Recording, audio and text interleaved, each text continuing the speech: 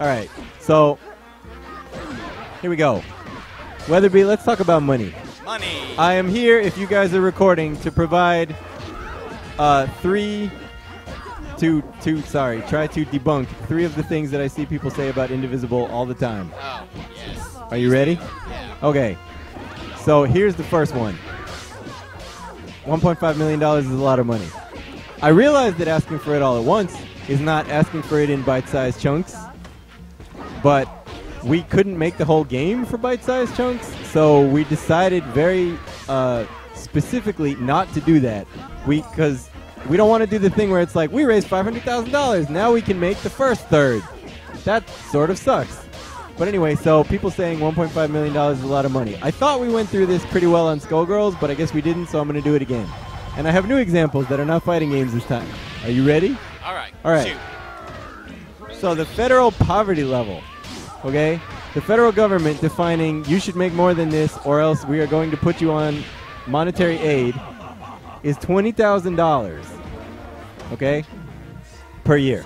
$20K. Right. Now, if you look at the credits, I'm not going to use Indivisible again. If you look at the credits for Super Metroid, because Super Metroid is an awesome game and was made a long time ago,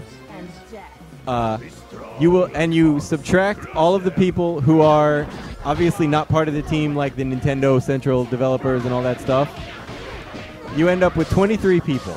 Okay, 23 people times $20,000 is how much? 46,000. No. Oh, sorry. You missed the 10. Zeros, yeah. $460,000. Okay? That is $460,000 to pay the team that made Super Metroid. You gotta prepare me to when you're gonna ask me math questions. Sorry. I'm caught off guard.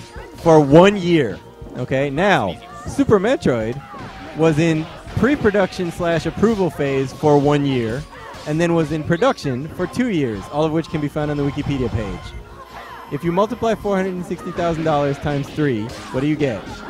More math. Are you ready? Can you do it? All right, so $460,000 times Yeah. 3. Speak up. Like, move closer to the microphone, too. Put it in your mouth. Hello. Yeah, that's actually much better. 460. 1.2 mil, 60. God, I can math. 1,380. Yes, $1,380,000. Okay, $1,380,000 to pay just the team that made Super Metroid at poverty level for 3 years. Okay, that does not include an office, computers, internet. I mean, just staff. Yeah, that is just staff. That doesn't include dev kits. It doesn't include testing, localization, marketing, none of that. All right? So, now let's increase that to not federal poverty level, okay? Let's increase it to what a lot of people in parts of the United States think is a semi-decent / semi-crappy salary, $40K a year, all right? That's really easy math, too, because we just had $1.38 million. So and that was at $20,000 a year. So if we're doubling that, what do we get? We're doubling the 1.3? Yeah. Oh. Because you're doubling the base salary. Yeah, 2.6 mil. Yeah, 2.6. It's actually 2.76. I'm just going to give approximates. $0 million. All right? That's to pay the people that made Super Metroid at a level that would allow them to not be on food stamps for a year. All right? Still not including any of the other expenses or whatever. Now, we know from making Skullgirls approximately how many people we will need to make Indivisible in the time frame that we're looking at, and it is more than 23 people, right? We need a crap ton of art contractors. I think we had something like 70 art contractors on Skullgirls. Jeez. It was a lot. I didn't know you had that much. We will need many more core staff, etc., etc. So, adding to that stuff and adding in office and internet and, you know, the actual expenses that we glossed over previously, we arrived at a total cost of $3.5 million to make the game. And that includes trying to do it in 2 years instead of 3 years by staffing up extra. All right? So that's the real budget for a game. If you look at other games that are being made now, they cost way more than that. Destiny cost $100 million to make. Okay? $100 million. That's one of those numbers that's so big that you can't even actually imagine it. All right? It hurts to imagine. Yeah. So, I mean, we are not Destiny. We are not having to pay all of Microsoft, etc. But $3.5 million is the real number that it will take to make this game. It is not inflated or anything like that. Now, the second myth, because remember I said this was going to be in 3 bite-sized chunks? Well, that was the first bite, so swallow it without any water. Swallow it! I got water right here, so that's that. All right. Well, going back to the fiddling with your knobs. All right. So the second bite-sized chunk is they already have a publisher. The game is going to get made anyway. This one is super easy. That isn't the case. So after a lot of negotiation, we were able to convince 505 to be nice and put in $2 million of the 3.5 that we need, which is slightly over half, and take care of a lot of the other development costs like localization and testing and marketing and stuff. Which means that the entire 3.5 million can actually go toward game development, not extra expenses like backer rewards and the things that we had to have it go toward on Skullgirls. Okay? They won't pay for the whole thing. We negotiated with them to get to this. They are a publisher. They are not our publisher. I mean, they would also be our publisher if we, started making the game, but they are not acting in the traditional publisher role of funding the entire thing and making the entire profit. They have given us a pretty dang good deal on the back end. I love that phrase. I absolutely love that is actually called that. What, the back end? The back end, yeah. They've given us a big back end, that's right. I love big back ends and I cannot lie. You other brothers can't deny. I wish I had more to that. Anyway, they have given us a decent back end that is much better than we would get from a traditional publisher if we can raise this money. They are not putting in money unless we can raise this money. They will not fund the whole thing if this fails. We do not already have a publisher. All right. The third thing that people say all the time is, well, they already have a demo. Obviously, they're going to make the game anyway. You and Gibby can put me through a table whenever you want. Sorry. The third thing is, people say all the time, well, they already have a publisher. They're obviously going to make the game anyway. And or the prototype looks so done that they can obviously finish the game from here. No.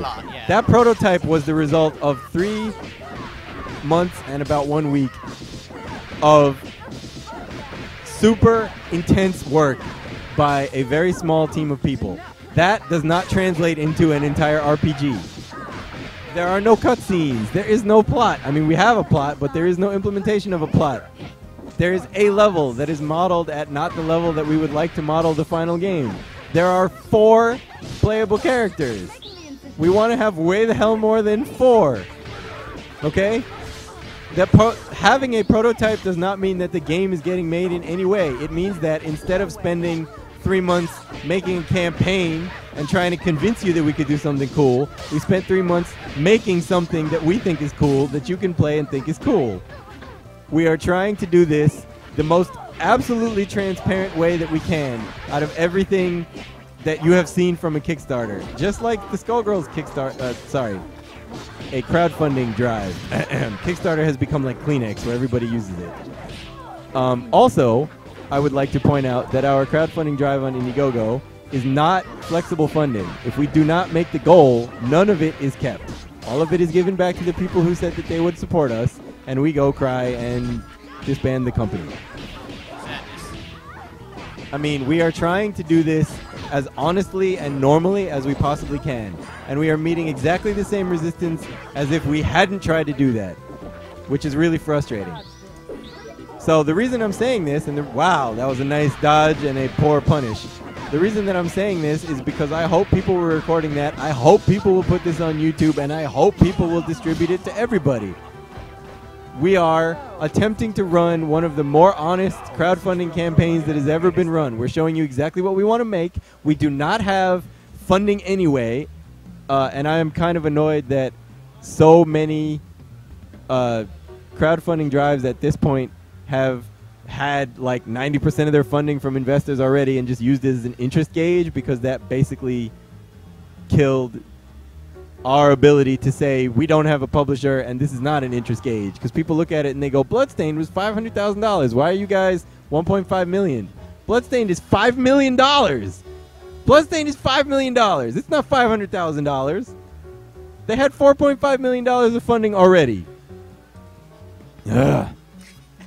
Yeah, somebody from the stream chat mentions another common question is why not Kickstarter? All right, I will tell you why not Kickstarter. Number one, Indiegogo is giving us a really good rate on this campaign, which means that we lose less money than we do from putting it on Kickstarter. All right. Number two, Indiegogo was pretty awesome to us during Skullgirls, and we think that they deserve to be repaid for that awesomeness. Number three, this is going to sound really weird, but all right. So Kickstarter doesn't take your money until the campaign is done, right? If you make the goal, you can pledge $20,000, and when the campaign is done is when they charge you. Indiegogo charges you right away, okay?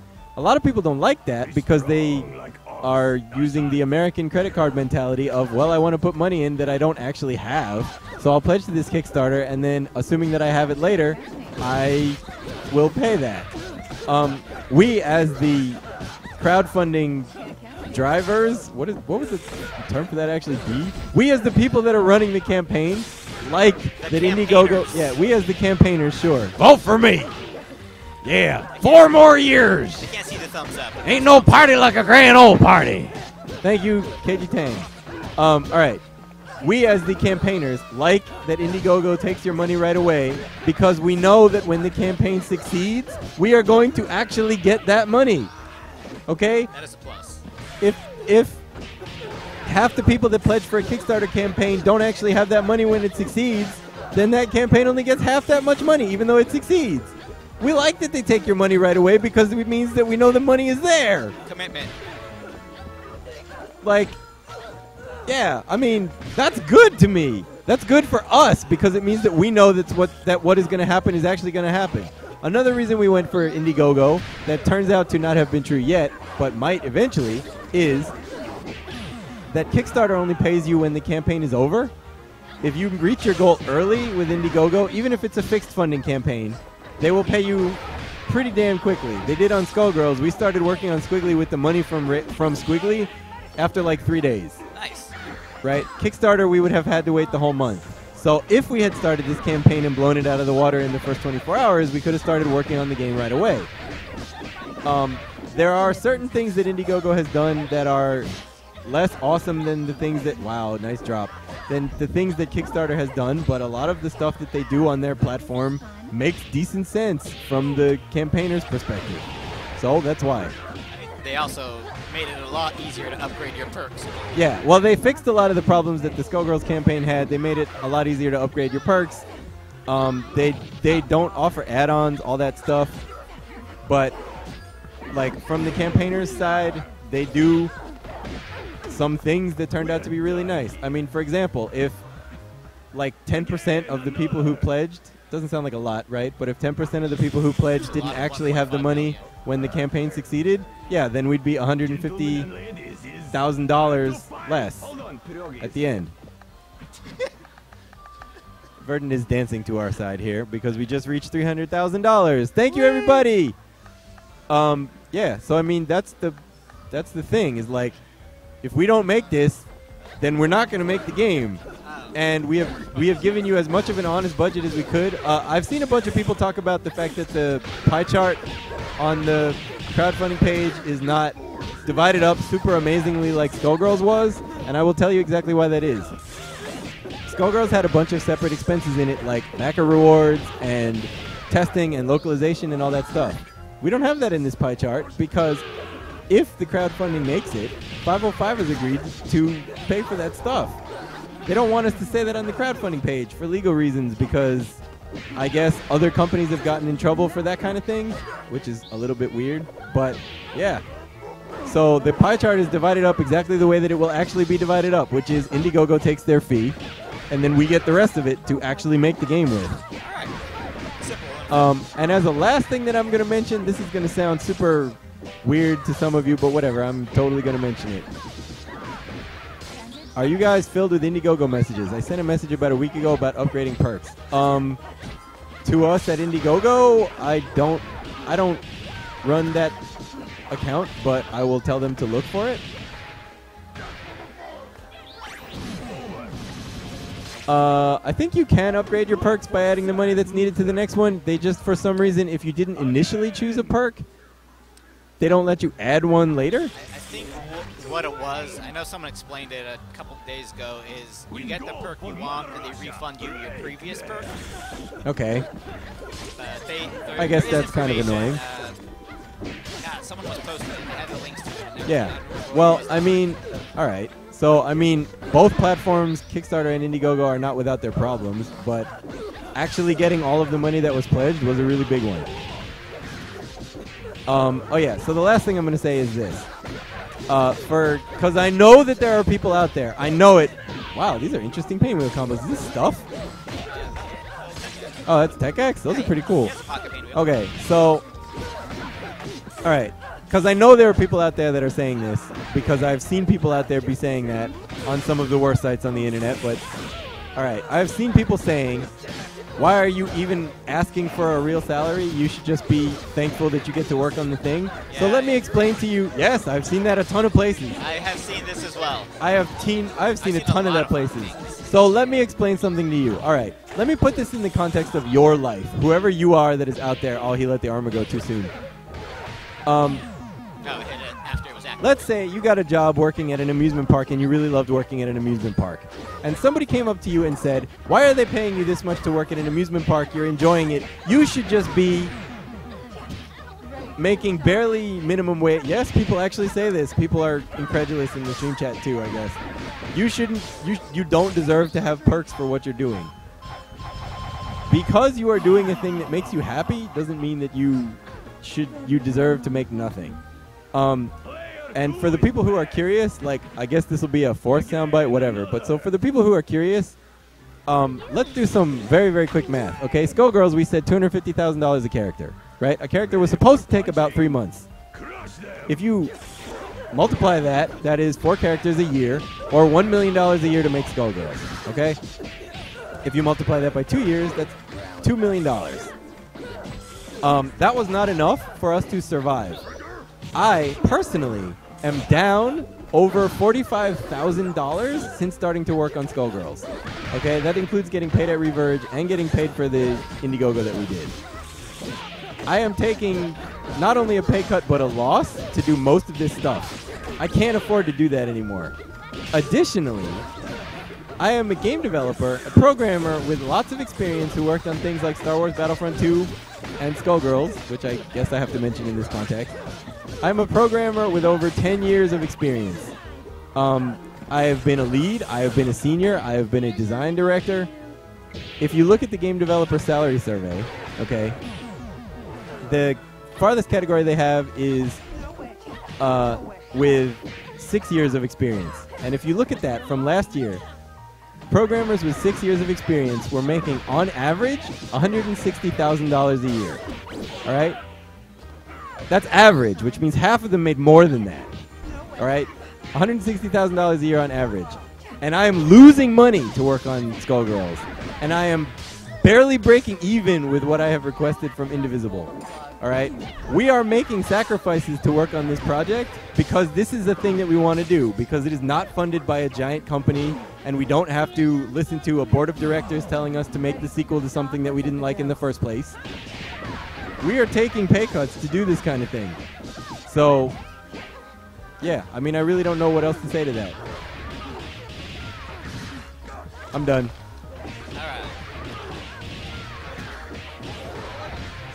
I can highlight this. I mean, I'm telling people to record it.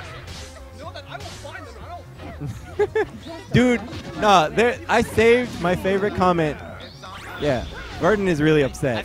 I feel you, Vernon. I saved my favorite comments from the Skullgirls Indiegogo. My favorite one, the top of the list, was one character for this game costs more than my house. Because people don't know how to multiply, right? You don't know how to pay 8 people for working for a longer period of time than that. All right, I'm done now. So here's the deal. We started a crowdfunding campaign. We are attempting to be as open and upfront and honest about everything as we can. Just like we were with Skullgirls. We did development streams. We talked about when things didn't work. We talked about when things did work. I know that in this stream I'm preaching to the choir, but I hope that this stuff gets distributed to other people because that's the point. We are asking for what is a realistic game development budget. We are not asking for a super huge amount, and we still get crap for all of it. We have made a prototype specifically so that you don't have to take us on faith. Prototype that, by the way, looks a lot nicer than a prototype actually has to. Oh yeah. Well, I mean, this prototype was us treating this time as if we were making a full game. I mean, I put in 90 hours a week on this prototype just like I did on Skullgirls.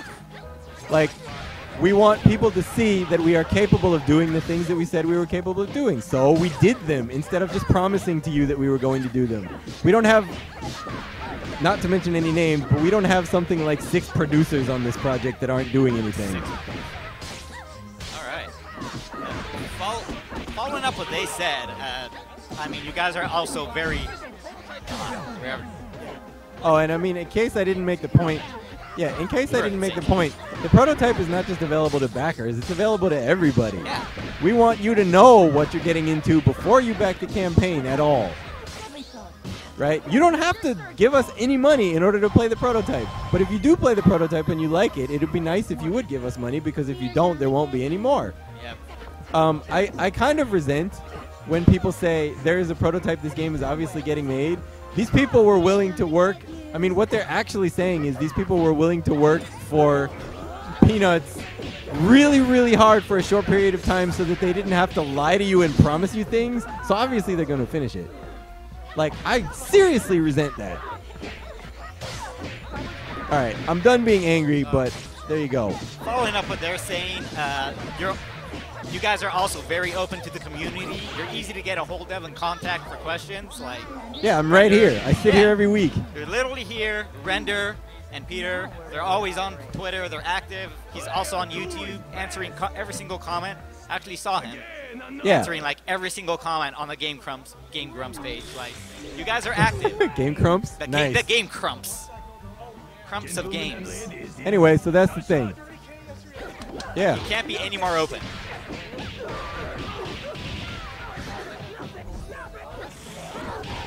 Oh, Droopy Turtle asks, when the campaign is done, are we still going to be holding development streams and all that stuff? Yes, we totally are. I mean, so here's the deal.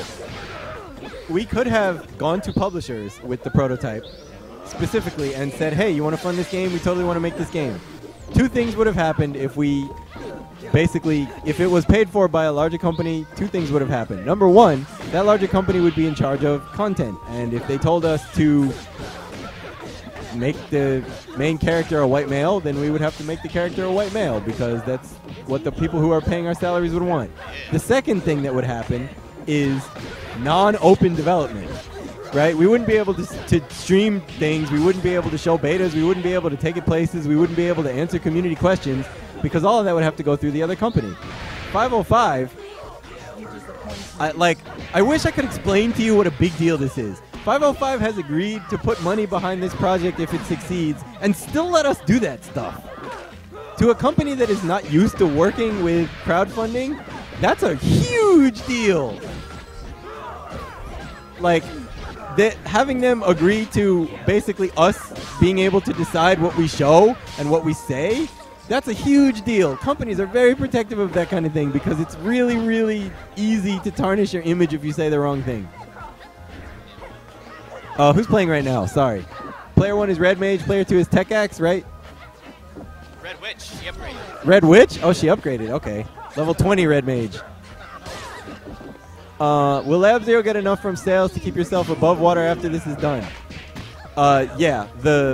All right. So the way Skullgirls worked was we didn't get any royalties at all until July of last year. And it wasn't retroactive. It was only from July of last year. So we missed out on all of the, actual money-making parts of that. Yeah, when it was we were okay with that because we never made a game before. We were okay with giving up the IP because we'd never made a game before, and we really wanted a chance to do that thing.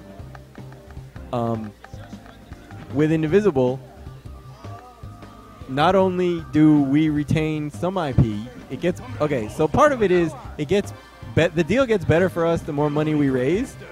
If we blew our goal out of the water next week, and then raised $3 million, then we would have a much larger share of the IP and a much better back end. Although my back end's pretty good right now, I just got to say. I've been complimented on it a lot. Anyway, we have a deal that is approximately, wow, he just walked up and through. We have a deal that is approximately more than 3 times as good as typical royalties agreements, which is kind of amazing for us as a smaller company. Yeah, I really don't know what else to say. I don't know what else I'm allowed to say. I'm pretty sure I'm not allowed to actually tell you the terms.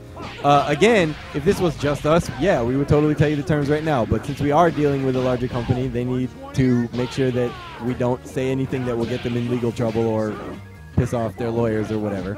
But yeah, we have a... What are you pointing at? Oh. Yeah, okay. We need to start the tournament. But yeah, we have a much better deal. Okay, so first of all, if we didn't go with a company, then we would have had to ask everybody for $3.5 million, which is kind of insane. We are extremely happy to be working with 505 because the deal that they have given us is really amazing. Like, now that we know how deals can be on Skullgirls, this deal is really amazing. We are definitely not living on breadcrumbs from sales, but I mean, you know, we have to have a game that we can sell, etc. Yeah, so I'm done proselytizing, and I hope that you distribute that. I hope that you talk about that. Yes, I am totally going to commentate. We are going to start the tournament very shortly. All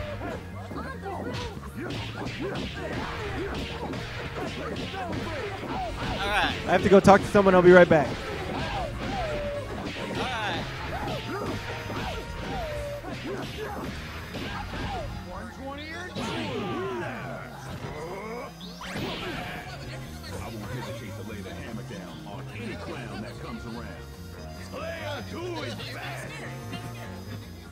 Again, another.